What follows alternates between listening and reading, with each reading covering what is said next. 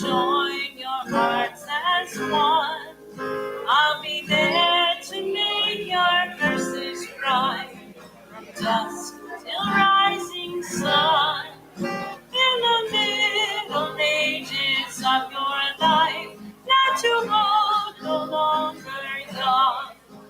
I'll be there to guide you through the night, complete what I've begun.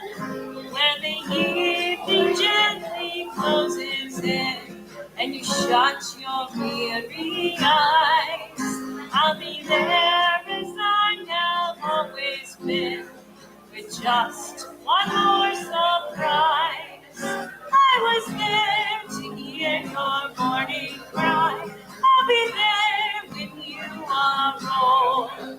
I rejoice the day you were baptized to see your life unfold.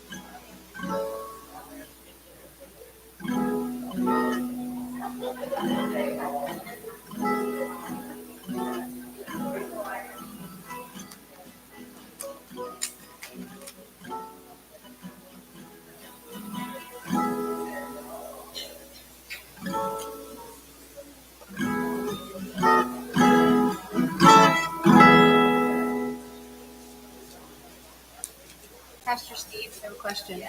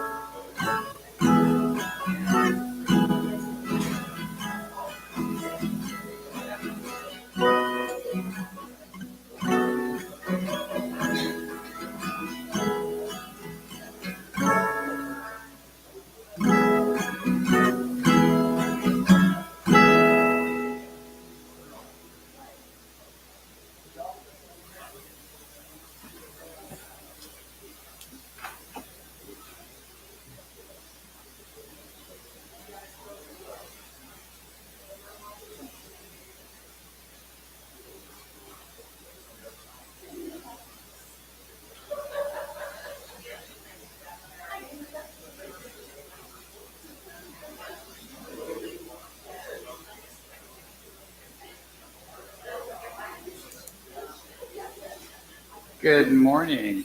Good morning. It's good to see all of you. As we begin worship, there are a few announcements just to be made. We will have a potluck next week, so I encourage you to do that and be kind of a welcoming. I hate to announce it myself, but I guess I'm welcoming me to the congregation. But we will have a potluck next week, so just remember that as well. And then I don't see any other announcements for the good of the order. I do have one other one. Is that all you know? Well, kind of a bird, I guess, told me, but it's kind of an important week this week as Pastor Bill and Nancy will celebrate 70 years of marriage this year. 70 years. So that brings us to Heather. So Pastor Steve and I said we could sing to them, but instead of saying happy birthday to you, we'll say congratulations to you. Congratulations to you. Congratulations to you. Congratulations, Bill and Nancy. Congratulations to you. May God bless you. May God bless you. May God bless you. May God bless you. you're very welcome. You're very welcome. I said in all the ministry I've done and cared for people through hospice, probably on two hands I could count how many couples have been married 70 years. So it is really something to see you guys celebrate that. We appreciate that. And your commitment and your care to one another and to this congregation means so much. So congratulations. Congratulations very much. So, the first song we're going to sing kind of is a worship song, but it's Sing, O Sing of My Redeemer. With his blood he purchased me. On the cross he sealed my pardon, paid the debt and set me free. Let us begin worship singing, O sing of my Redeemer. It's number 408. Thank you. 408.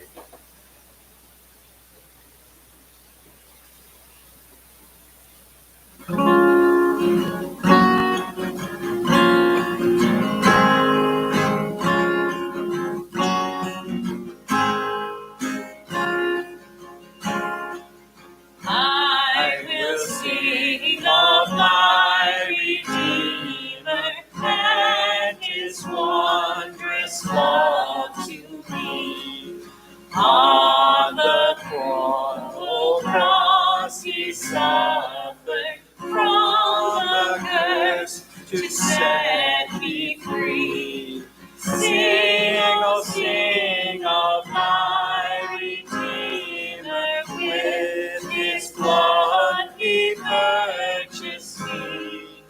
On the cross he sealed my pardon, paid the debt and made me free. I will tell the wondrous story, how my lost estate to save.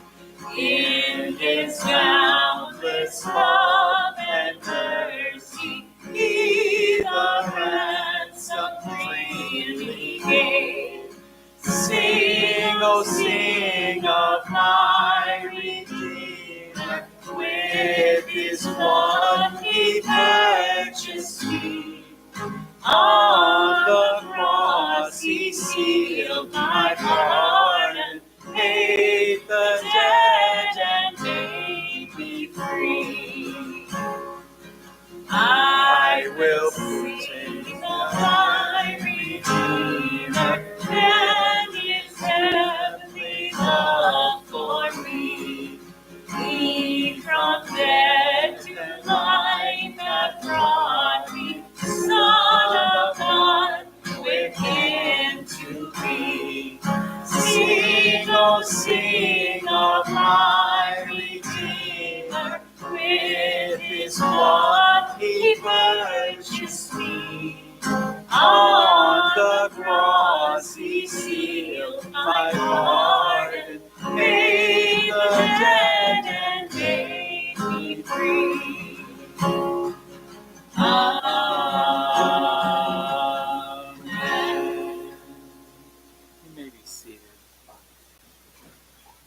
we'll join in the prayer of confession.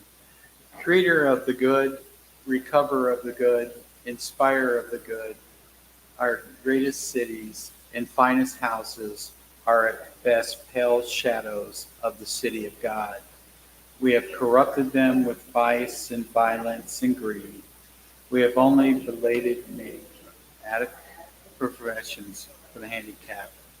Forgive our failures in making our highest dreams come true with the strength of justice, the humanity of compassion, the dignity of equity. It is not the city in this world, but the city of Christ that we need.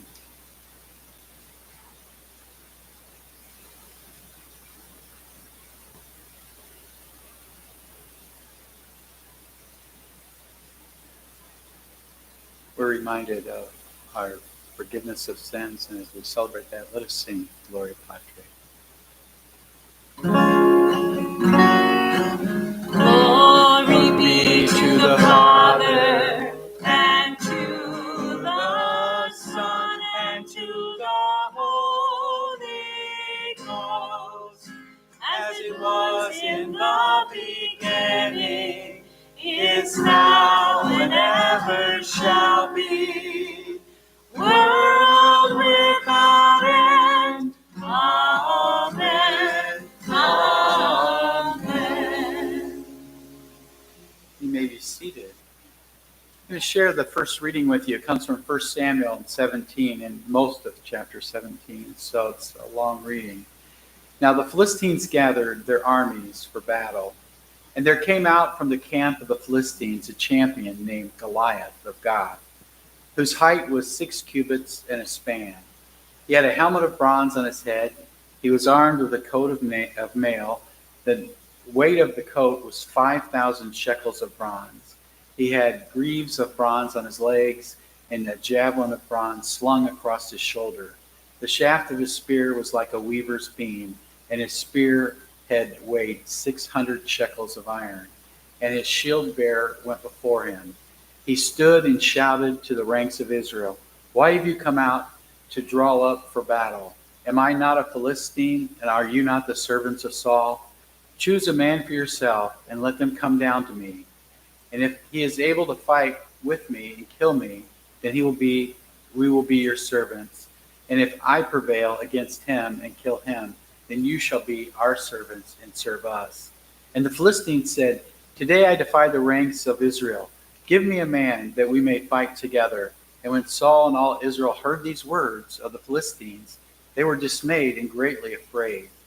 And now Saul and they and all of the men of Israel were in the valley of Elah, fighting the Philistines. David rose early in the morning, left someone in charge of the sheep, took his provisions, and went as Jesse had commanded him. He came to the encampment as the army was going forth to battle, to the battle line, shouting the war cry. Israel and the Philistines drew up the battle, army against army. David left the things in charge of the keeper of the baggage, ran to the ranks, and went and greeted his brothers. As he talked with them, the champion, the Philistines of Gath, Goliath by name, came up out of the ranks of the Philistines and spoke to the same words as before, and David heard him. David said to Saul, "Let no one's heart fail because of him. Your servant will go and fight with the Philistines." Saul said to David, "You are not able to go against the Philistines to fight with him, for you are just a boy, and he has been a warrior from his youth." But David said to Saul, "Your servant used to keep sheep for his father, and wherever a lion or a bear came and took a lamb of the flock, I went after it and struck it down, rescuing the lamb from its mouth. And if it turned against me, I would catch it by the jaw, strike it down, and kill it.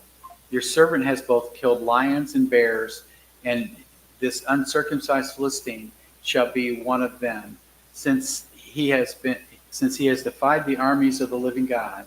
David said, "The Lord who saved me from the paw of the lion and from the paw of the bear will save me from the hands of this Philistine." So Saul said to David, "Go, and may the Lord be with you." Saul clothed David with his armor, and he put a bronze helmet on his head, and he clothed him with a coat of mail. And David strapped Saul's sword over the armor, and he tried in vain to walk, for he was not used to them. And then David said to Saul, I can't walk with these. I'm not able to use them. So David removed them, and then he took his staff in his hand and chose 5 smooth stones from the wadi and put them in his shepherd's bag in the pouch. His sling was in his hand, and he drew near to the Philistines. The Philistines came on and drew near to David, with his shield bearer in front of him. When the Philistine looked and saw David, he had disdain for him, for he was only a youth, ruddy and handsome in appearance. The Philistine said to David, Am I a dog that you come to me with sticks? And the Philistine cursed David by his gods. And the Philistine said to David, Come to me, I will give you your flesh to the birds of the air and to the wild animals of the field. But David said to the Philistines, You come to me with the sword and spear and javelin, but I come to you in the name of the Lord of hosts and the God of the armies of Israel, whom you have defied. This very day the Lord will deliver you into my hand, and I will strike you down and cut off your head. And I will give the dead bodies of the Philistines' army, this very day to the birds of the air and the wild animals of the earth, so that all the earth may know that there is a God in Israel, and that all this assembly may know that the Lord does not save by sword or spear, for the battle of the Lord, for the battle is the Lord's, and he will give you into our hands. And when the Philistines drew near to meet David, David ran quickly toward the battle line to meet the Philistines. And David put his hand in his bag, took a stone, slung it, struck the Philistine on the forehead, and the stone sunk into his forehead, and he fell face down on the ground. The second reading comes from 2 Corinthians chapter 6, verses 1 through 13. As we walk together with him, we urge you also not to accept the grace of God in vain. For he says, At an acceptable time I have listened to you. On the day of salvation I have helped you. See now in this acceptable time, see now in this day of salvation. For we are putting no obstacle in anyone's way, so that no fault may be found with the ministry.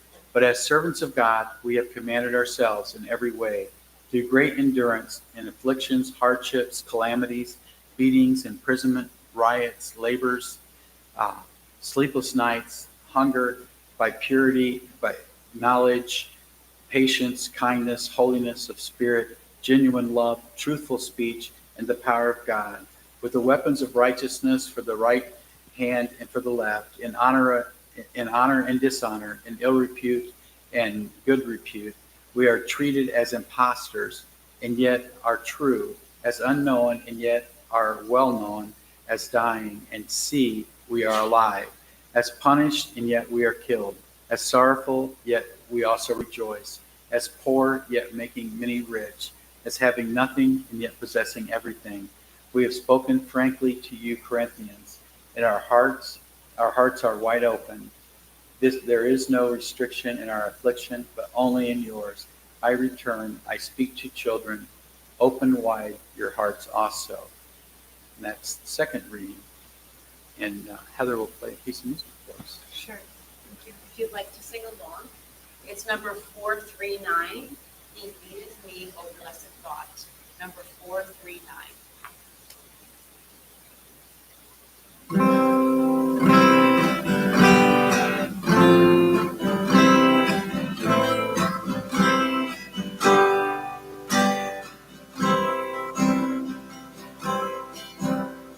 He leadeth me, O blessed thought, O words with heavenly comfort fraught. Whatever I do, wherever I be, still 'tis God's hand that leadeth me. He leadeth me, by his own hand he leadeth me.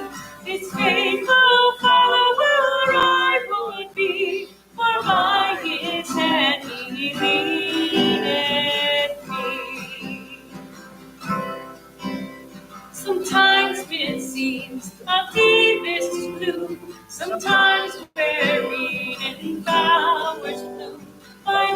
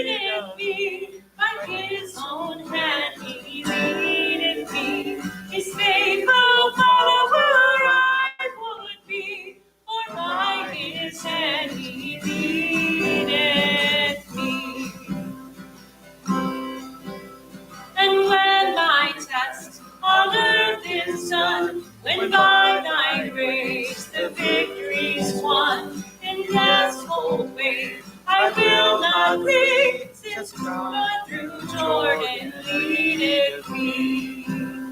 He leadeth me, by his own hand he leadeth me. His faithful follower I would be, for by his hand he leadeth me.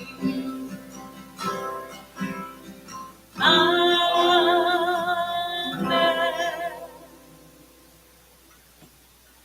And the Gospel according to Mark, chapter 4, verses 35 through 41. On that day, when evening had come, he said to them, "Let us go across to the other side." And leaving the crowd behind, they took them in the boat, just as he was. Other boats were with them. And a great windstorm arose, and the waves beat into the boat, and so that the boat was already being swamped.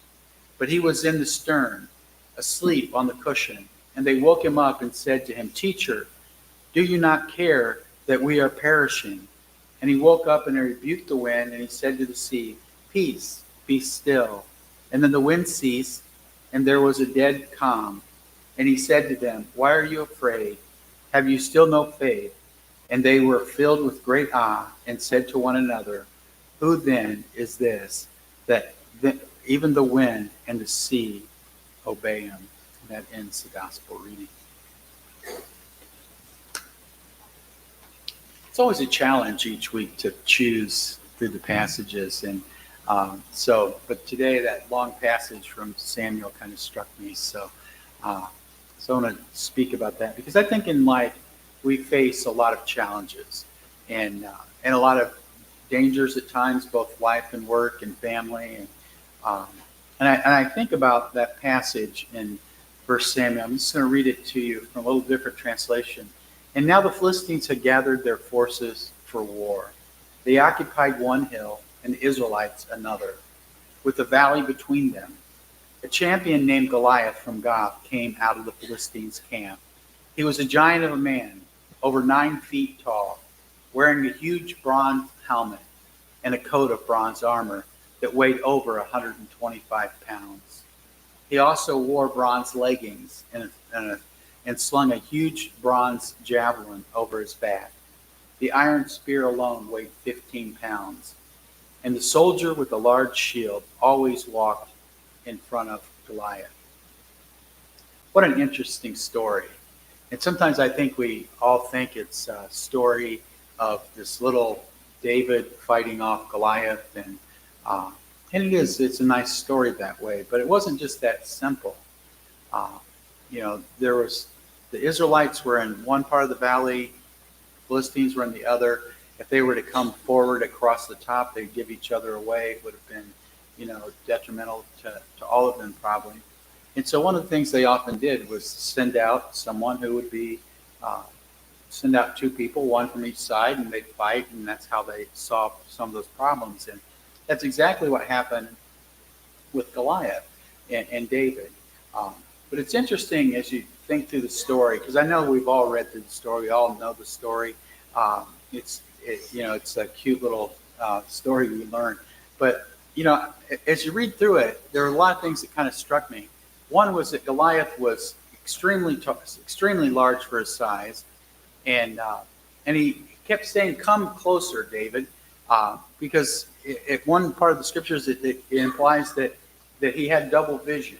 He had that. He probably had what, like Andre the Giant. Remember the wrestler Andre the Giant?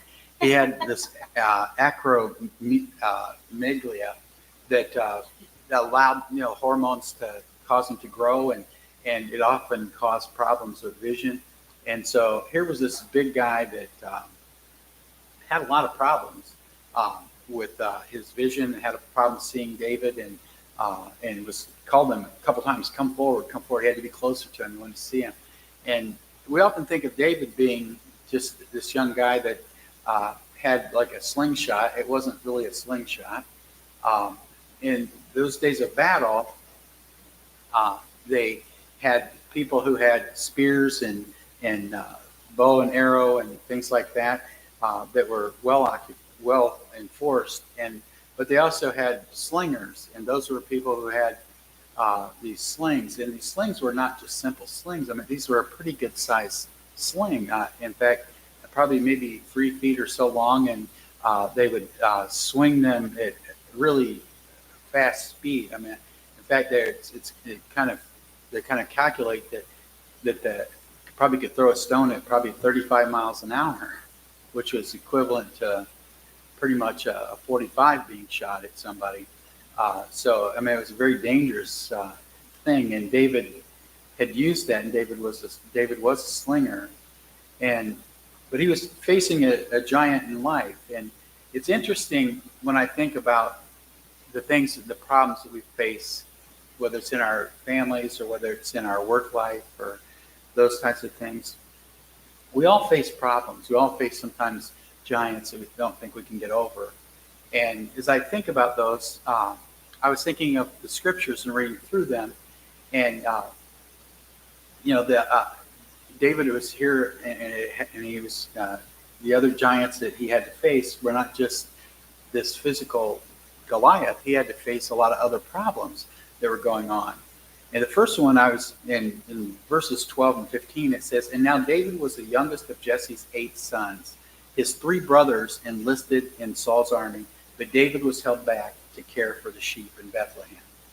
Now, if you read back in the chapter before this in 1 Samuel, you'd realize that they were deciding to pick someone to do this fight and to name someone the next king.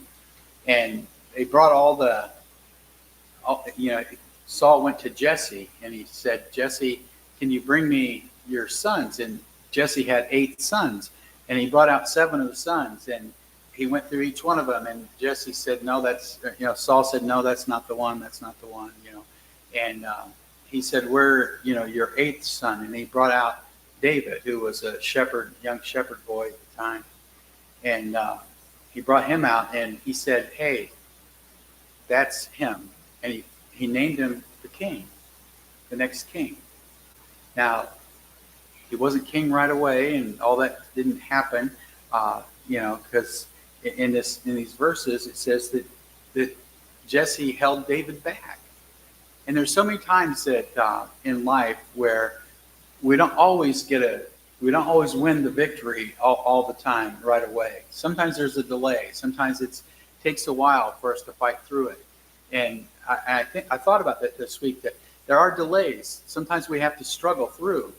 And then the next verses in 8 and 11, it really talks about discouragement and just being afraid.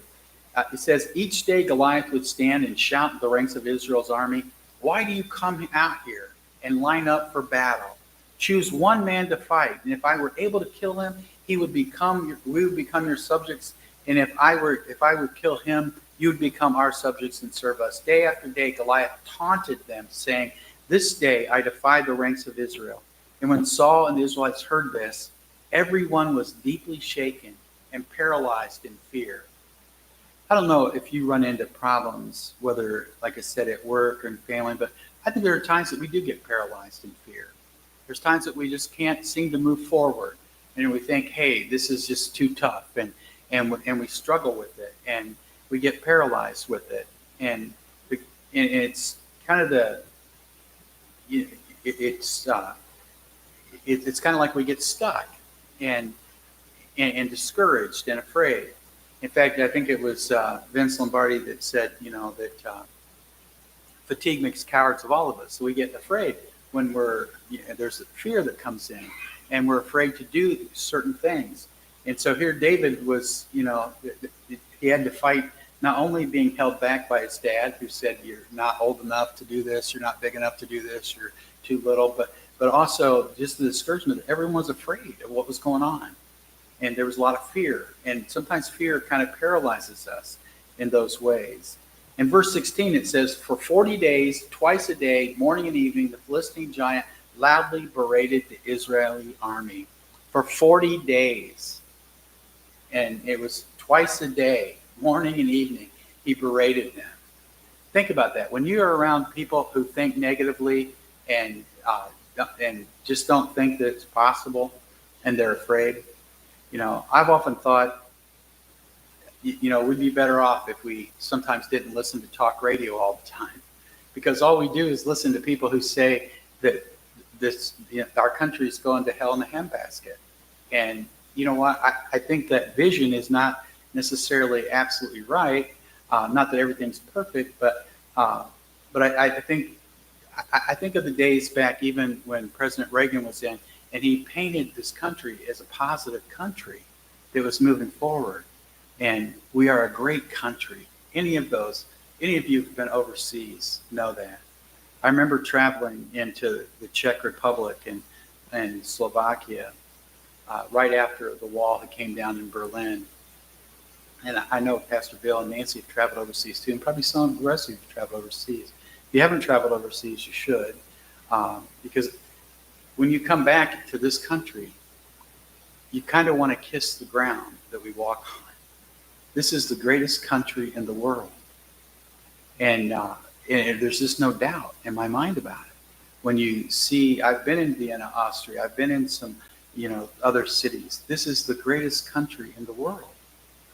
And I think of that because it's so easy to be discouraged, especially when you listen to negative voices. It's so easy to be discouraged. Negative people, tend to make us think negative. Angry people kind of make us think angry, And so I think that's just part of it.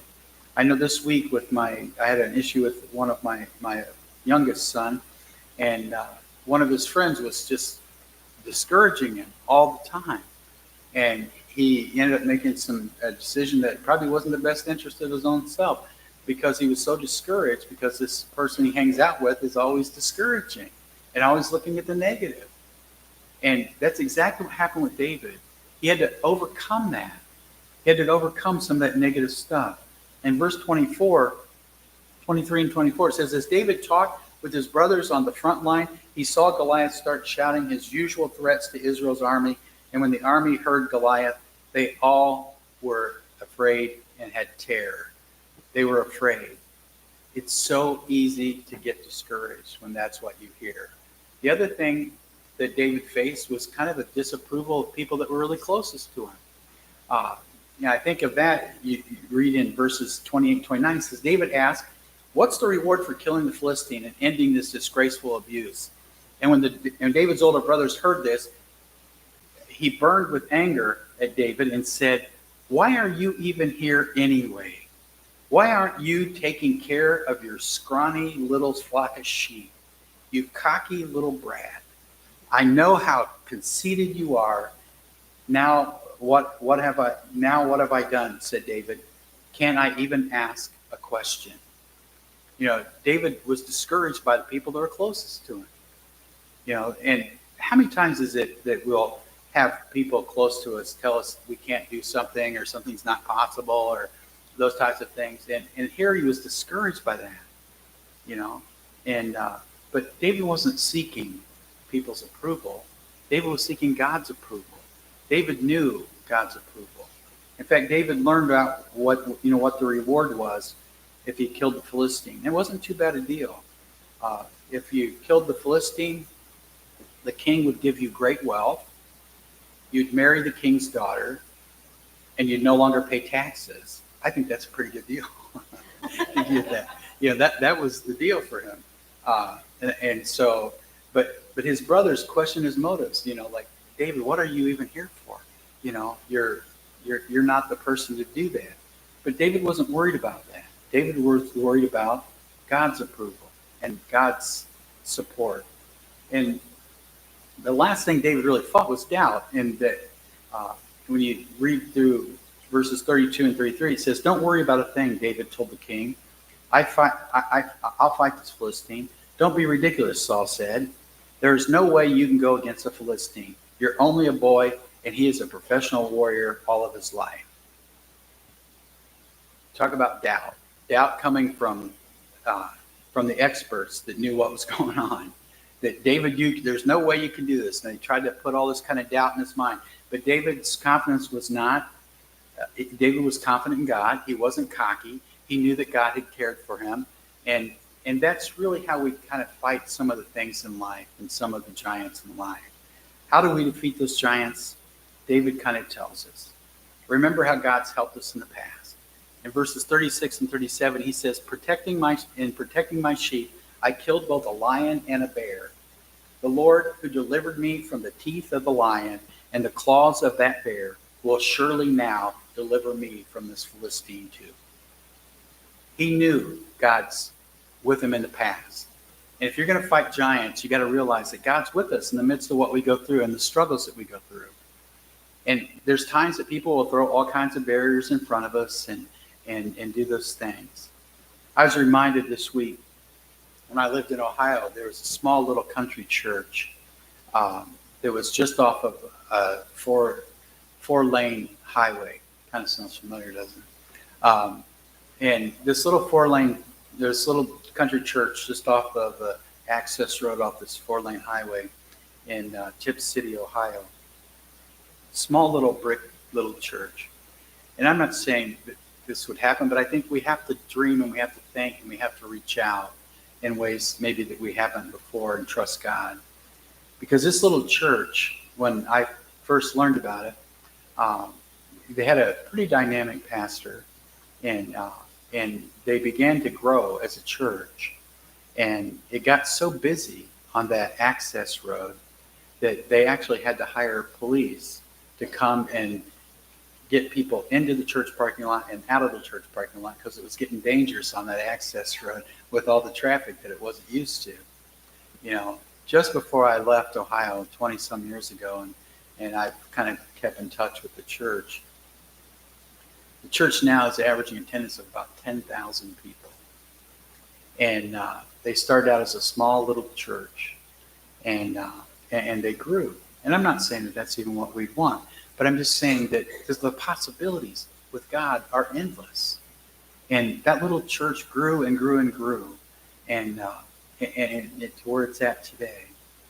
And it's amazing to me because there have been a lot of people say, how in the world does a little church on a little side road in Tipp City, Ohio grow to be 10,000 people?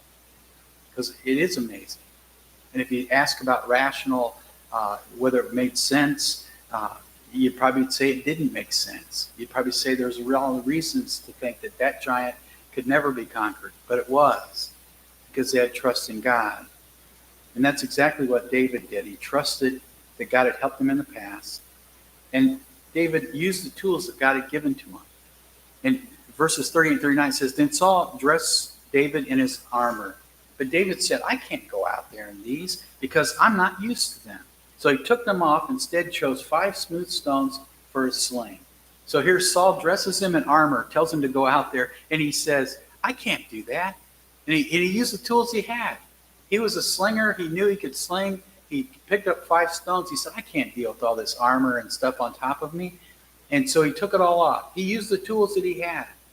You know, sometimes you can't just wait for your ship to come in. Sometimes you got to swim out to the ship, you know, and that's what David did. David used the tools that he had. And we got to use the tools that we have sometimes to conquer some of the problems that we face in life. And the other thing he did in verse 30 is that he ignored all the dream busters. In verse 30 and verse 6, it says, When others were speaking against him, David encouraged himself in the Lord. He encouraged himself in the Lord. Everybody else was against him, said, that's not a possible dream. You can't set the dream.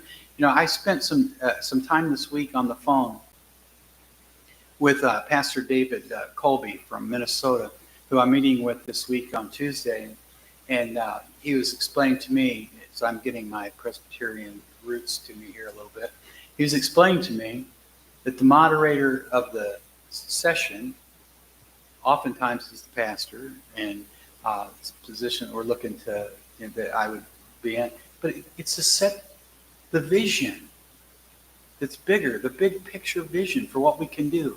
And if we can believe that God can touch our lives and touch the lives of other people, that we really can do a lot of things as a congregation, caring for one another and spreading God's word. The dream busters are out there, but David encouraged himself in the Lord. is more than just a positive attitude. It's much more than a positive attitude. Not that positive attitudes are bad, because I think it's better than having a negative attitude.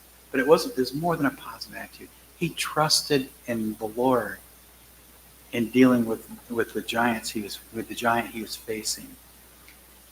And the last thing in verses 45 and 47, it says, David shouted to Goliath, "You come at me with sword, spear, and javelin, but I come to you in the name of the Lord Almighty. Today the Lord will conquer you, and the whole world will know that there is a God. And everyone will know that the Lord doesn't need weapons to rescue his people. It is his battle, not ours, and the Lord will give you to us."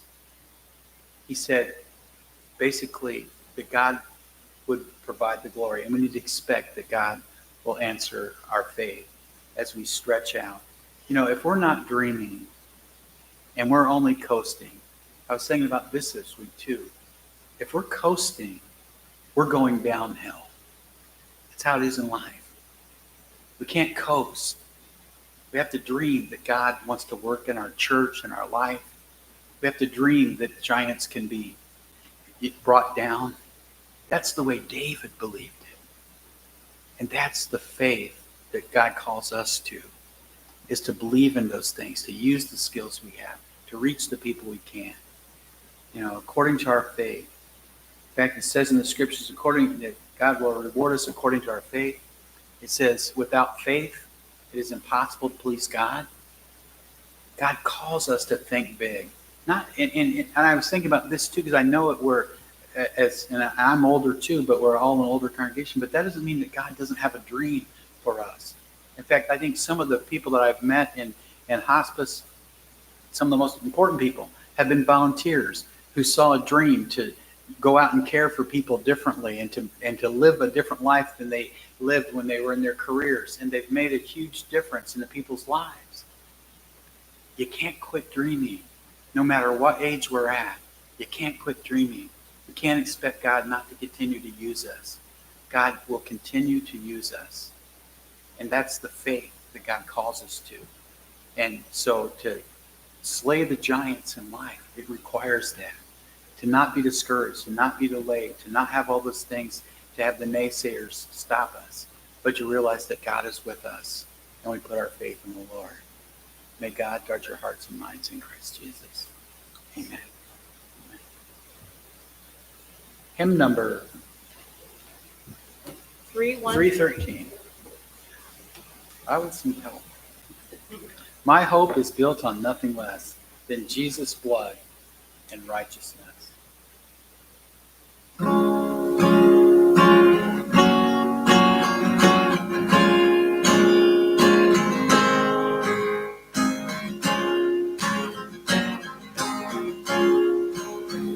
My hope is built on nothing less than Jesus' blood and righteousness. I dare not trust the sweetest frame, but wholly lean on Jesus' name. On Christ the solid rock I stand, all other ground is sinking sand. All other ground is sinking sand. When darkness veils his lovely face, I rest on his unchanging grace. In every high and stormy gale, my anchor holds within the veil. On Christ the solid rock I stand, all other ground is sinking sand. All other ground is sinking sand. His oath is covenant, his blood support me in the whelming flood. When all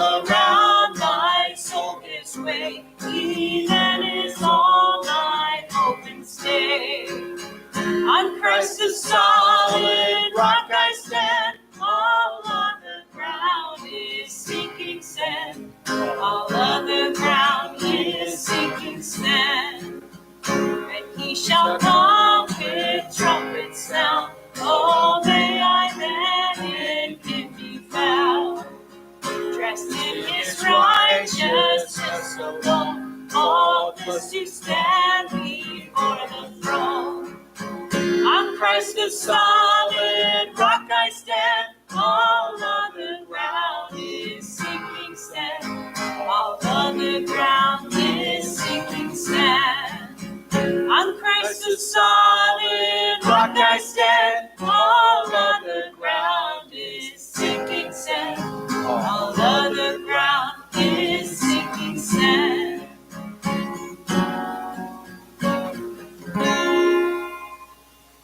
You may be seated. As we look at the prayer concerns listed